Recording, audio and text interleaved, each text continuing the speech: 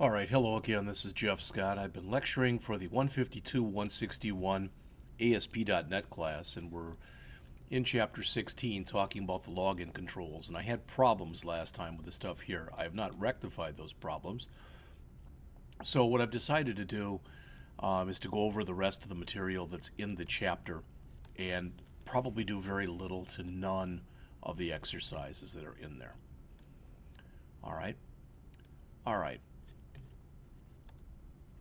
So ideally, what we would have done, and I got everything done on this first step except steps 14 and 15. All right. And I'm still not sure what the exact problem with that was. So they do mention on the top of page 598 that in order to force ASP.NET to run, in order to force the runtime to use forms-based authentication, which is what we were trying to do right there, you need to set the mode attribute in the web.config file like this. All right. And we want it that way because notice that the other way to do it is by Windows, where security is handled by Windows itself, which means that once you log in, you've got access to anything, and none, which has no security whatsoever. And as the author mentions for the rest of the book, they'll use the forms option because that's the one that's used most often. Notice underneath that the remember me next time, it says it's more forgetful than you may think. So what they're getting to there is it doesn't always work, for lack of better words. All right. If you want to extend the period that the user logs in, they say you can set the timeout. So in the example that they set right there, you're setting it to 24 hours, 1,440 minutes. Now, that would be probably a very dangerous thing to do because basically you're leaving the user logged in that long. And if some bad person, so to speak, found out about that, that would give them 1,440 minutes to try to break in. Okay, let's take a look at the general login controls. The first one is login. And as it says, it enables you to log into a site. All right. That's really all you need is what's shown on the top of page 599 here. But most of the time you're going to set a lot of these particular attributes or properties that you see on page 599. The destination page URL, which tells you where you go after you've logged in successfully. Create user text, which, if somebody gets onto that page and they don't have an account, you'd want to put something in there like click here to sign up for a new account or fill this out to sign up for a new account or whatever. And going along with the create user text is the create user URL. So if you've got that text there and they click it, that's where they're going to send them. The remember me, as it says, it displays the remember me option. If it's set to false, it doesn't even show. All right, password recovery text controls the text of a link displayed to tell users they can reset or recover their password. The URL where users are taken to get their or set their new password. And the visible when logged in, as it says, it determines whether the control is visible when the user is logged in. By default, you would think that would be true. So in the example they show here on the bottom of the page, it says that this assumes that you have a page that's called login.aspx. So the minimum page, as it says, it requires a login control. If you want to use a different page, you can specify it underneath your authentication in your web.config.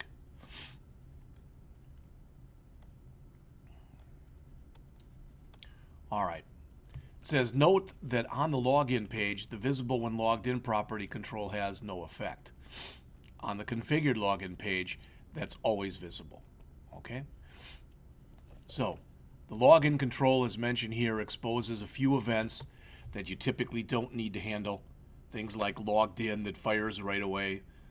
Notice, as it says, it's a good place to send the user to another page dynamically if, for whatever reason, let's say a lot of people were trying to get to your destination page URL. All right, you had an overflow of traffic. You could send them someplace else, or maybe there would be an alternate way to get in.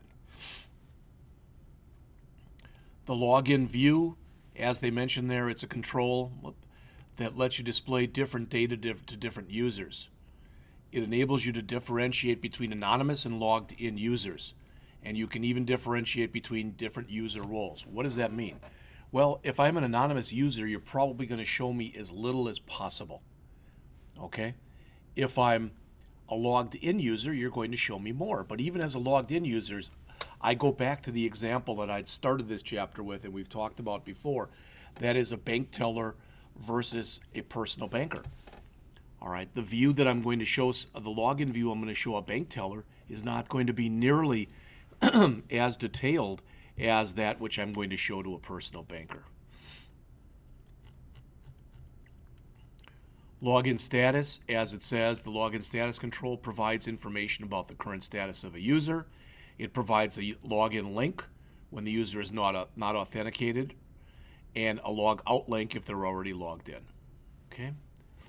So they have you work with these anonymous or with these login controls in the next exercise here.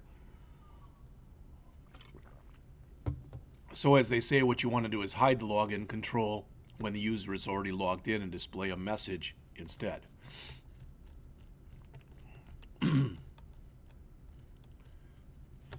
So again, there is the idea. Logged in as, and then have the user's name or whatever in there. All right. As mentioned on the bottom of page 603 here, you started by adding a login view to the login page to wrap the login control in a text message. The login control is shown when the user is not logged in, but text is displayed when the user is logged in. All right. The create user wizard we looked a little bit at in that earlier exercise as we're on to page 604 here. It says the control has a lot more to offer than the standard behavior that we saw. It has a long list of text properties. You can see some of them there that can affect the text that's used in the controls.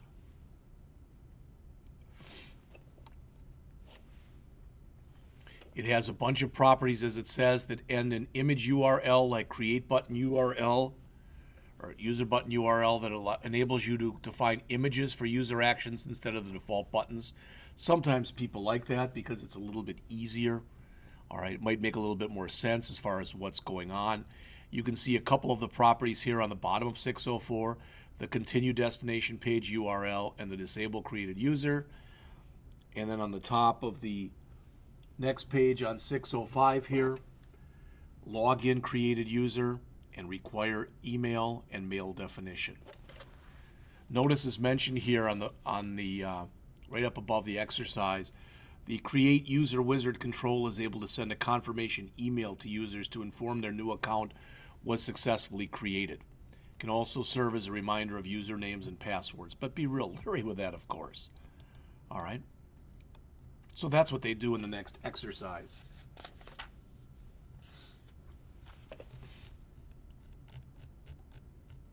The how it works on the bottom of 606 and going on to page 607. The author mentions here the create user wizard comes with built-in functionality to send a confirmation message to the user. It doesn't send the message until you specify a mail definition element. I've had problems trying to work with this in the past, and that's why I'm really just glossing over it. All right. The password recovery control allows you to retrieve existing passwords if the system reports it, or supports it rather, or generate a new auto-generated password. Usually with that auto-generated password, and you probably know this, you send a user a link or something with a temporary type of password, and then you go in and you ask them to create a new one on their own.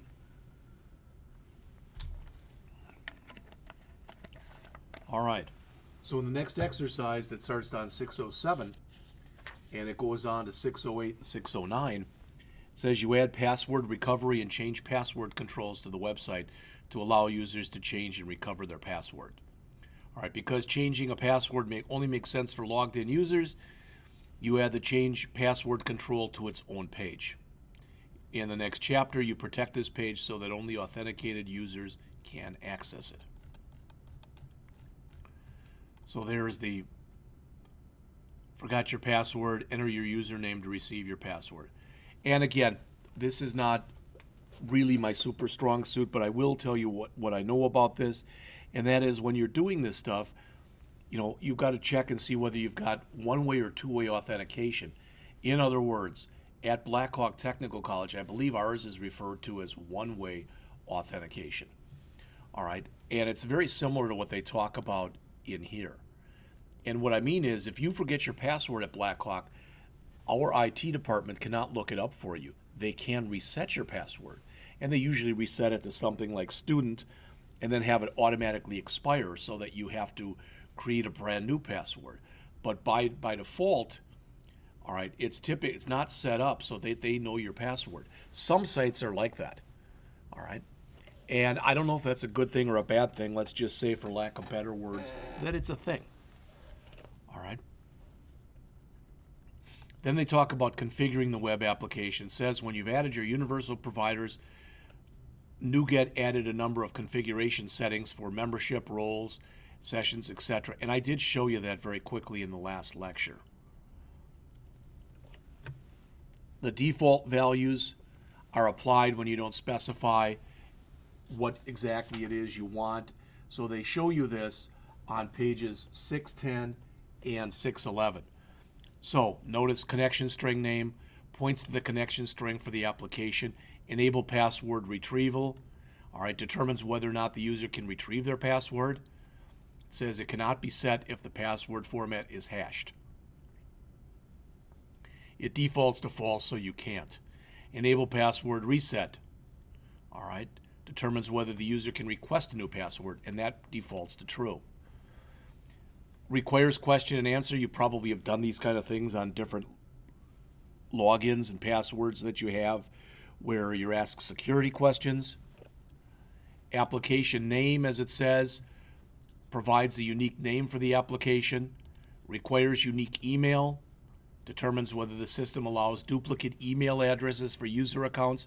I know that for a lot of the things that I do, I will set up both my Charter account and I will set up my Blackhawk account as an example.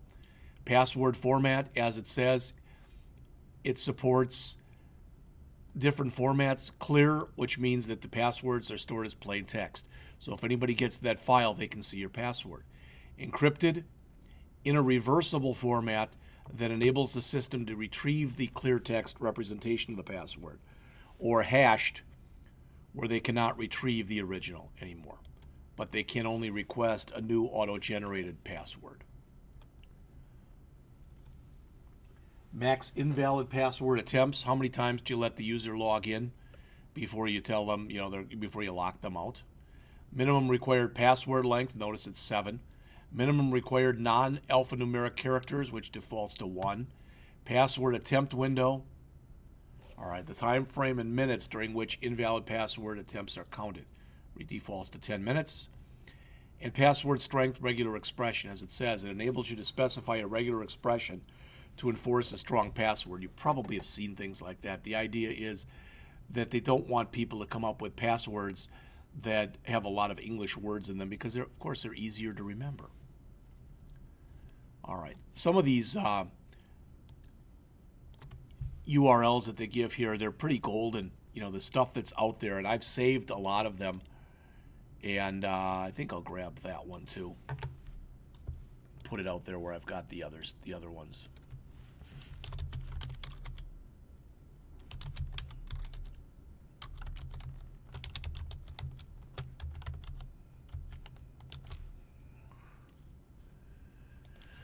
All right, the next exercise, which starts on the bottom of page 611, says you see how to override the default behavior for the membership provider to require users to enter a longer and a stronger password.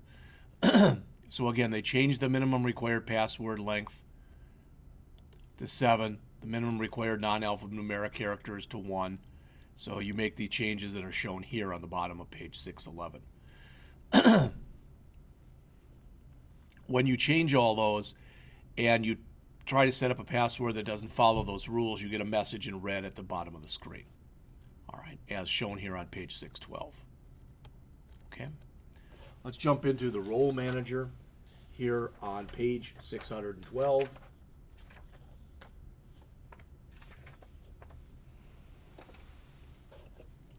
As it says, although it's nice that users can now sign up and log into the site, it would be a lot more useful if you could differentiate between users.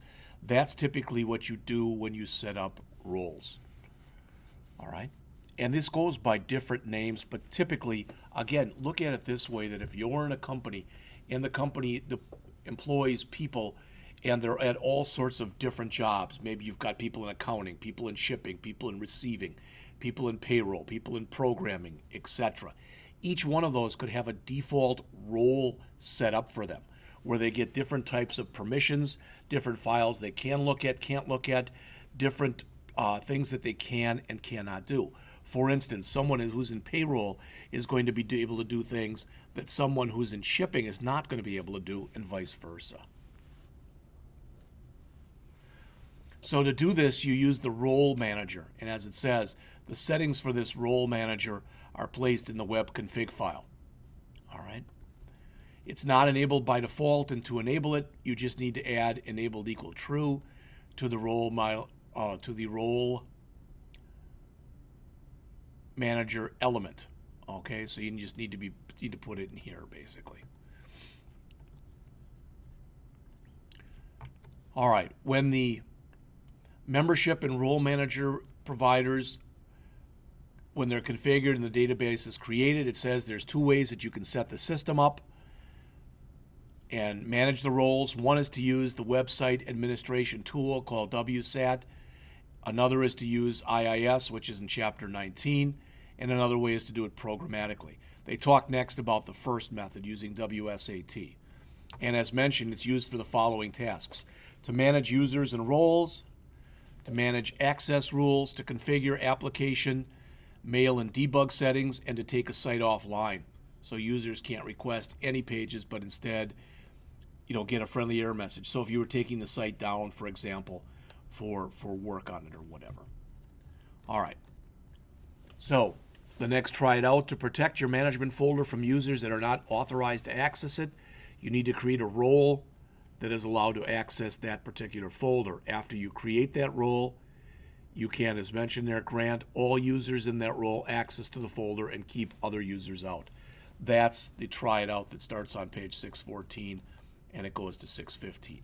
When you bring up the website administration tool, as shown here on page 615 in the book, this is what it looks like. You'll notice it's in the Home tab here, but there is a Security tab, an Application tab, and a Provider tab. And I've actually used this before. It's not a terribly hard tool to use because of the fact that it is at least fairly intuitive. So it comes up with a Home tab, and they ask you to click the Security tab next in step 5, and it brings up what you see here on page 616. It says there the bottom part is divided into 3 parts: the users, the roles, and the access rules. All right, it says you see how users and roles are used in this exercise, and access rules are used to block or open specific parts of a website for different users and different roles. All right, so they tell you to make sure that the users, make sure that under users you can see create user and manage user. All right. So they tell you to go into the roles section. Literally, that's all it is to click the enable roles link. The page reloads and it offers a link with a text, create or manage roles. It says click that link to open the create role page. Then you start to fill up what you want in there. So you enter managers, you give it a password, and it'll look like this after you've added some users.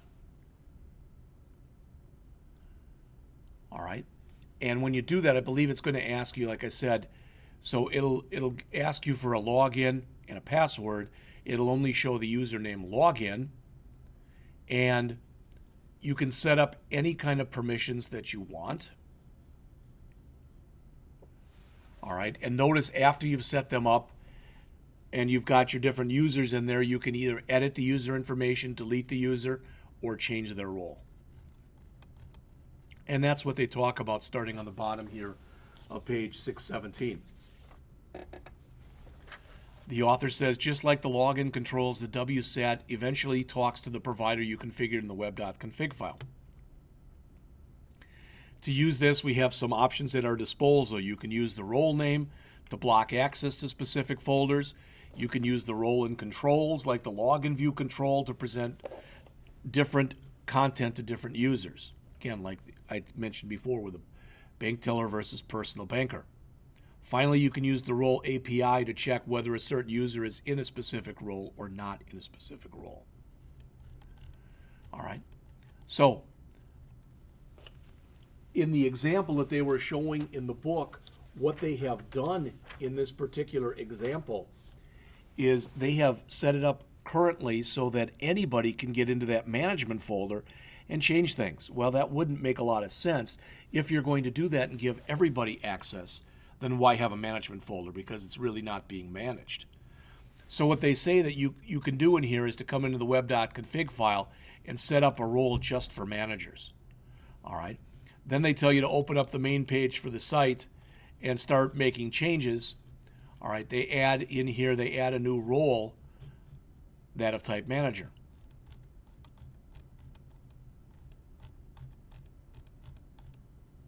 All right. Again, I understand. I'm just glossing over it. But at least you have seen what it's supposed to be. Okay? Finally, you can do the same exact thing as they start showing on 622, but you can programmatically go through and do it. So notice if user.isEnroll managers.